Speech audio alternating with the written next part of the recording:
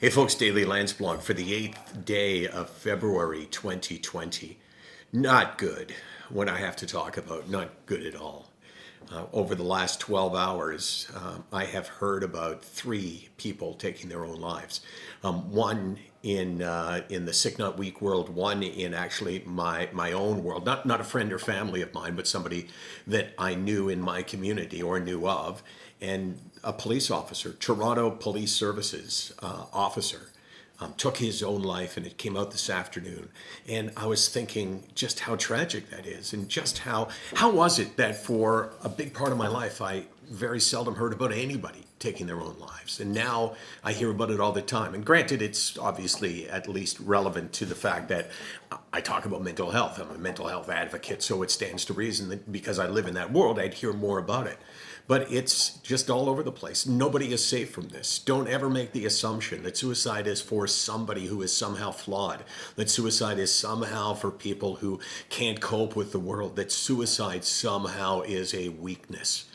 Because it happens to the strongest people on the planet, like a Toronto police officer, like an individual who risked his life. I was able to read a little bit about his story, which had tragedy all through it, including the beyond tragic death of his daughter when she at 2015 she took her own life. So I mean that's gonna haunt any parent every second of their life. But he was shot at by a couple of guys, I guess earlier in his career, obviously earlier in his career, and that scarred him. And I was thinking, why do we have such a tough time imagining how that would mess you up, how being on the job would mess you up?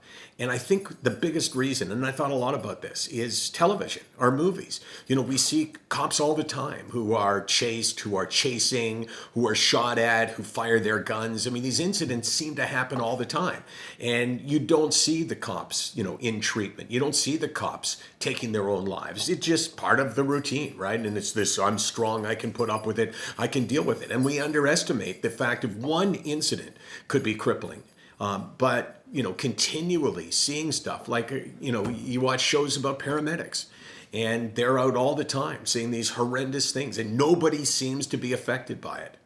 But we are human beings, and we are not programmed to see and feel and experience the bad as these people have to. And for that reason, we need to offer them the best possible help. And some people can't be helped. I understand that. I'm not suggesting that this individual could have been, but some can be. And sharing, and good for the family, and good for Toronto Fire Police Services for sharing the fact that it was self-inflicted, that it was suicide. SickNotWeak.com, 24 hours a day, 364 days a year.